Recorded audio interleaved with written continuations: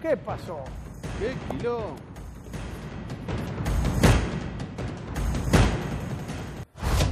Y esta es la denuncia que presentó Juan José Gómez Centurión, un excombatiente de Malvinas, oficial que estuvo peleando en territorio de Malvinas, pero ¿a raíz de qué?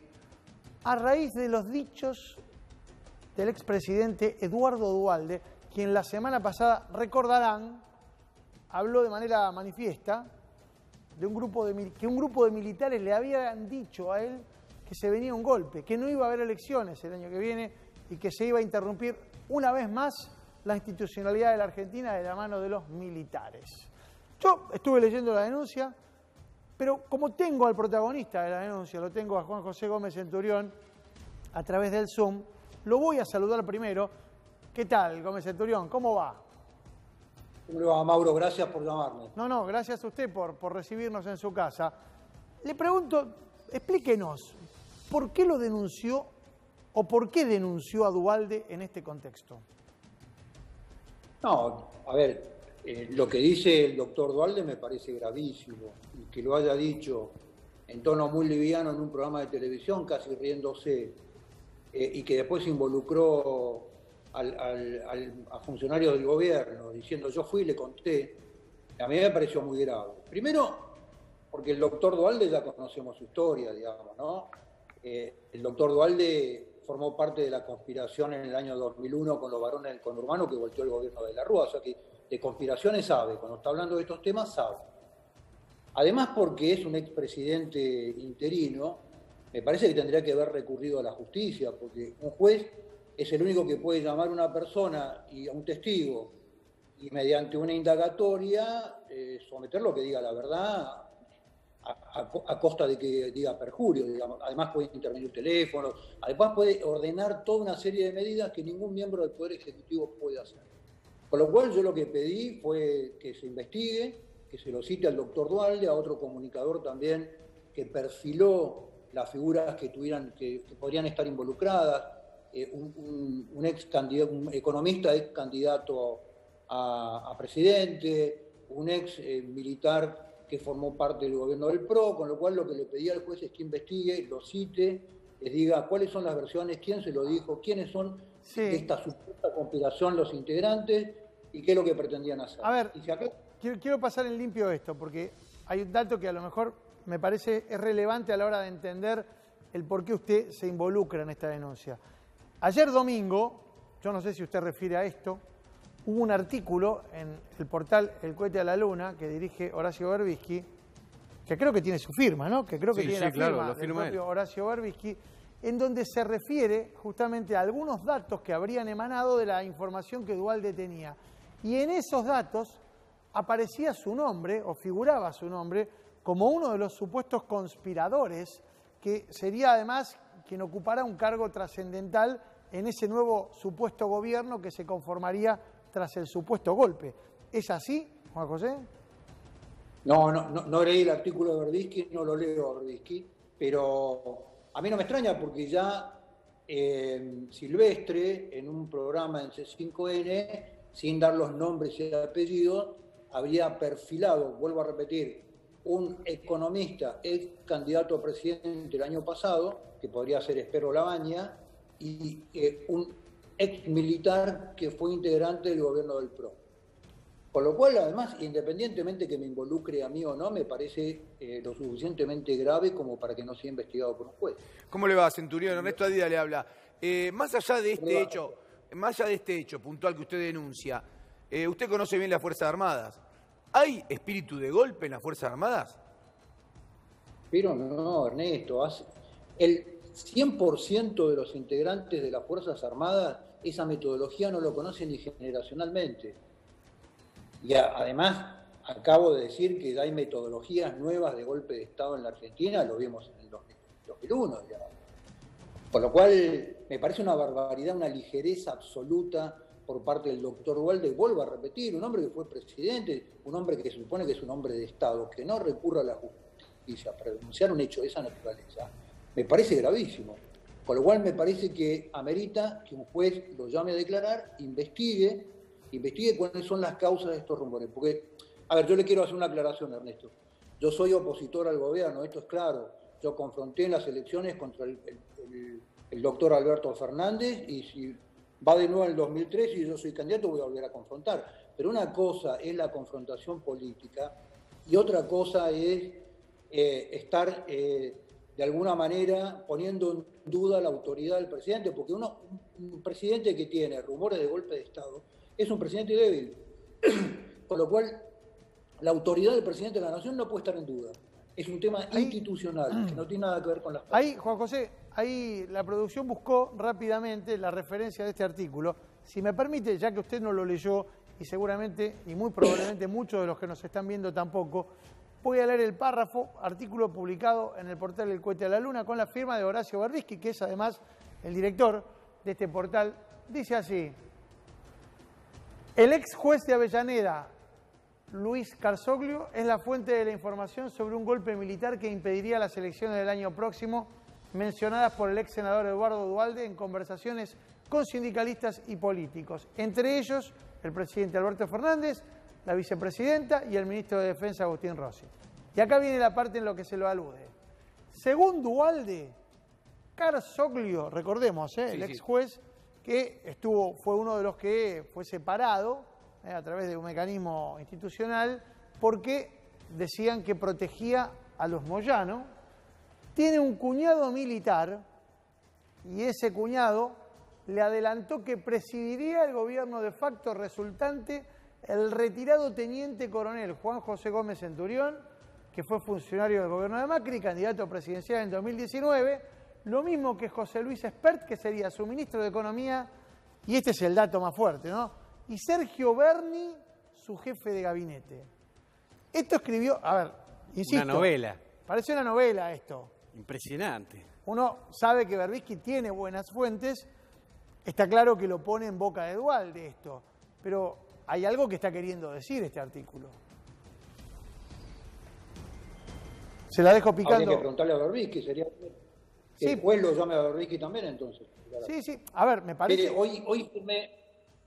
hoy Mauro firmé la ampliatoria, firmé la ratificación de mi denuncia. Si hubiera leído eso, lo hubiera pedido también al juez que lo cite a Berbisky. Sí, me parece, digo, que ahí algo se va a involucrar. A ver, insisto, yo lo conozco a usted hace varios años, conozco de su hombría de bien y de sus gestiones en donde siempre puso por delante su honestidad, pero evidentemente y la acá, salud, ¿no? acá hay otra cosa, ¿no? Evidentemente acá hay otra cosa. Este nivel de involucramiento en el que se lo mete usted da la impresión que tiene algún tipo de intencionalidad política. Yo no dudo que detrás de todo este mamarracho, que después resultó ser por parte de Duhalde un brote psicótico, digamos, Berbisky no haya querido salir, obviamente, a menoscabar a lo que él seguramente considera los nuevos movimientos de derecha en la Argentina. No me cabe la menor duda. Ahora, todo eso es especulación y especulación periodística. El dato de todo esto, que lo tiene que declarar frente a la justicia, lo tiene Duhalde. Pero fue el juez el que se lo dijo, tendrá que declarar en la justicia. Pero esto, digamos, ¿por qué considera que usted está dentro de estos nombres? ¿Porque lo quieren correr de la carrera política del año que viene? ¿Porque alguien tiene un encono personal con usted? ¿Porque es una persona conocida? ¿Por qué cree que lo nombran? Bueno, porque lo nombran expert también, digamos, me parece que esto tiene que ver con nuevas fuerzas políticas que van apareciendo en el escenario y que de esta manera tan burda, me refiero al artículo, ¿no? Específicamente, nos quieren colocar en un lugar de espacios no institucionales, cuando lo que nosotros estamos haciendo, yo ya tengo el partido NOS armado en 19 provincias.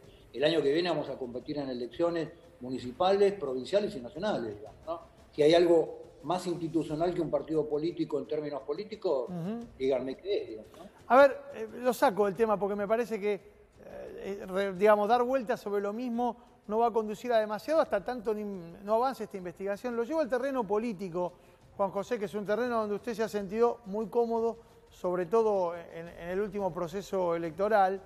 Y le pregunto específicamente, a la luz de los acontecimientos de lo que han sido ya 9, casi 10 meses de gobierno de Alberto Fernández y teniendo en cuenta lo que en algún momento se llegó a insinuar, incluso se lo llegaron a insinuar algunos referentes de Juntos por el Cambio al propio José Luis Espert, no tanto a usted, pero usted estaba en la partida, ¿usted cree que fue funcional a la derrota del macrismo con la presentación de su frente?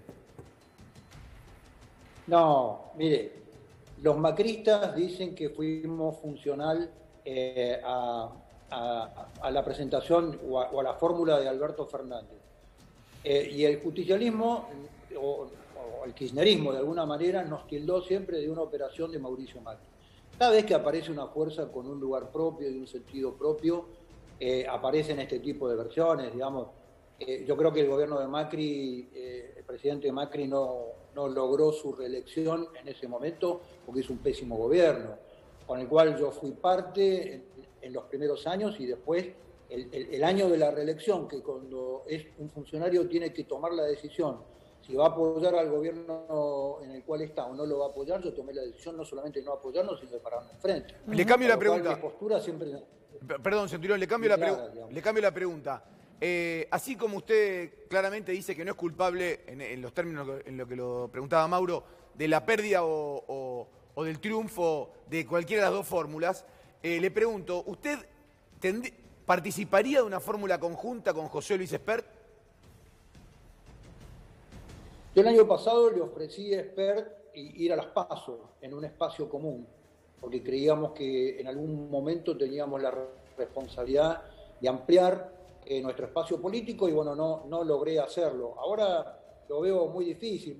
Mire, nosotros estamos en la estrategia partidaria que creemos que la Argentina necesita la solución de un partido político que haga una propuesta con una plataforma clara, terminar con los frentes que son puntaderos de políticos y son poco claros. El día que usted, por ejemplo, en una elección de medio término plantea un frente donde a las 12 de la noche de la elección se transforma en calabaza, usted no sabe quién sentó al diputado que está en la Cámara de Diputados ni a quién responde, ¿no? Entonces nosotros estamos en la estrategia de armar un partido político. Provincia por provincia, el año que viene veremos en qué provincia tenemos partidos más afines a nuestros valores, nuestros principios, y a lo mejor se puede hacer una alianza, pero todavía no. Y la última pregunta de esto, Ernesto, Mauro, yo no los veo, perdón, no sé quién estaba hablando, disculpen. Sí. La pregunta la hizo Ernesto. La última pregunta de esto es ¿por qué asume la gente de Juntos por el Cambio que todos los votos nuestros eran de Juntos por el Cambio, digamos? Esto no lo demuestran los mismos estudios que hicieron ellos. En los estudios que hicieron después de las PASO, cuando vieron que sacamos casi 3 puntos, en esa metodología que tenía Durán Barba de Focus Group y qué sé yo, que después a mí un amigo me hizo llegar ese informe, el 35% del voto nuestro era peronista, el 28% de nuestro voto era voto joven que votaba por primera vez y el resto independiente, con lo cual no sé por qué asumen que eran votos que necesariamente eran de Juntos por el Cambio, digamos. Así que esto me parece que es más lamentación que análisis, ¿no? Nacho. Sí, le quería preguntar a Gómez Centurión, Nacho Ignacio, Ramírez, ¿cómo Ignacio le va? Ramírez. Mucho gusto. ¿Cómo le va? ¿Cómo está? Bien, ¿usted cómo anda? ¿Cuánto tiempo? Me gustaría saber una pequeña reflexión acerca de usted con respecto a la inseguridad que vivimos todos y a la realidad que estamos sintiendo todos en la calle, ¿no? Sí, mire, a mí cuando me preguntan sobre la inseguridad en la Argentina, yo digo que Argentina no es un país inseguro. Países inseguros son los que tienen tsunami, terremotos. Argentina es un país donde nuestra clase política nos acostumbró a convivir con el delito desde hace décadas. Sí, por ejemplo, la toma de tierras, ¿no? Por ejemplo, un delito absolutamente impune. Usted fíjese, y en esto, saliendo de la política doméstica o partidaria y haciendo un análisis más macro, ¿cuáles son los reflejos de nuestra clase política independientemente de cuál sea el partido? Cuando ocurre la pandemia y se decreta la cuarentena, la primera cuarentena, el primer reflejo fue el cerrar a los ciudadanos y largar a los presos. ¿Cuál es el deber cívico que tiene un preso con respecto a la sociedad si no es cumplir su condena? ¿Por qué se tiene que exponer un vigilante, un enfermero, un médico, un militar que está en la calle a ser contagiado por el virus y aquel que tiene la obligación de estar cumpliendo su condena no queda exento de cumplir con ese riesgo, digamos. Entonces me parece que la clase política viene ejerciendo metodologías que en algunos lugares la ponen en nivel de complicidad con el delito. Pero, a ver, pero vayamos al punto que le planteaba Nacho como ejemplo y que ha tenido en esta semana varios episodios que incluso generaron controversia en el propio seno del oficialismo, que es el tema de la toma de tierras. Por ejemplo, lo ocurrido en Villa Mascardi la semana pasada, estos episodios que tienen a algunas organizaciones que se hacen eco de algunas reivindicaciones históricas de los pueblos originarios y que ocupan tierras incluso de manera muy violenta y poniendo en riesgo la vida y las propiedades de muchos ciudadanos que viven en esos lugares y que tienen sus casas y sus territorios. Esto generó una polémica entre la ministra Frederick, por lo pronto, que planteó claramente que detrás de esto había una problemática que no tenía que ver con la inseguridad o con la violencia. Y otros sectores del oficialismo, como Sergio Massa, que netamente dijeron y directamente dijeron, estos delincuentes, y tenemos que caerle con todo el peso de la ley y suspenderle si tienen planes sociales a estas personas. ¿Dónde se para usted, José Luis? Juan José, perdón. Juan José, perdón. No, a ver, acá hay dos cosas diferentes. Lo de Villa Mascardi tiene que ver con un conflicto en desarrollo desde hace mucho tiempo con la supuesta etnia mapuche, que son organizaciones que están manejadas por estudios jurídicos en Londres, digamos, ¿no? Esto es muy claro. Y no es el primer conflicto étnico que se genera de distintos lugares de poder en el mundo con esta misma metodología. A ver, explíquelo porque queda, lo tira usted así y queda como en un título. ¿Qué significa? ¿Estudios jurídicos en Londres piratas detrás de estas tomas? Sí, claro. Las organizaciones mapuche están manejadas por estudios jurídicos, sus representantes jurídicos son estudios de abogados de Londres. Esto es claro, esto es probado, digamos. Y esta metodología de conflicto, usted fíjese que los conflictos étnicos en el mundo, en todos los lugares del mundo, siempre están parados arriba del uranio, del gas o del petróleo, ¿no? Y en Neuquén están a kilómetros de Vaca Muerta. Pero esa es una historia. La otra historia, discúlpeme, la otra historia es que toma de tierras hay todos los días en el conurbano. Sí, sí, claro. Todos los días en el conurbano hay tierra.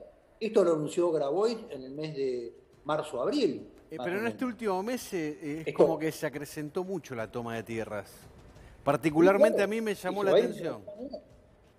Pero, discúlpeme, también lo anunció Grabois, ¿eh? El tema de la toma de tierras en el conurbano va a ser cada vez más sistemático. Bueno, ahí hubo una polémica también, hace un mes aproximadamente, entre Grabois y la ministra de Hábitat y Vivienda, María Eugenia Bielsa, cuando caracterizaron la toma de tierra también con dos miradas totalmente distintas. Grabois hablaba de una necesidad social, de un problema social, y María Eugenia Bielsa planteaba también de un hecho criminal. Insisto con esto, ¿usted dónde se para acá? Porque evidentemente hay una necesidad habitacional en la Argentina que no está resuelta, que no está satisfecha. Pero no hay dos miradas. La toma de tierra es ilegal por donde la mire. Y promover la toma de tierra, como lo hace Grabois, es un delito. La solución al problema social tiene otra salida que no es la toma de tierra. Porque todo le funciona lindo a Grabois la toma de tierra y el discurso de la toma de tierra porque no van a tomar su casa. Entonces, lo que digo es, me parece que desde el discurso oficial, desde el discurso de la política, generar demagógicamente este modelo de que la necesidad social se cubre con el hecho espontáneo, que tampoco es espontáneo porque está organizado por organizaciones que son paraestatales. ¿Por qué digo organizaciones paraestatales que son las que encuadran estas tomas de tierra? Porque son organizaciones que el Ministerio de Desarrollo Social todos los años les paga. Yo, fíjese, en el debate presidencial el año pasado, en el segundo debate, denuncié que hacía 5 días el Ministerio de Desarrollo Social el año pasado le había terminado de liquidar a las organizaciones paraestatales 3.000 millones de pesos. Entonces, las organizaciones son sociales cuando se mantienen desde la sociedad, pero cuando el Estado interviene son organizaciones paraestatales. Las tomas de tierra están encuadradas por organizaciones paraestatales, que hoy tienen diputados en el Congreso. Juan José, gracias por este contacto con Solo Periodismo. Le mandamos un abrazo. Al contrario, un placer. Que tenga buenas noches, ¿eh? Atención, ¿Qué pasó? atención. Upalala.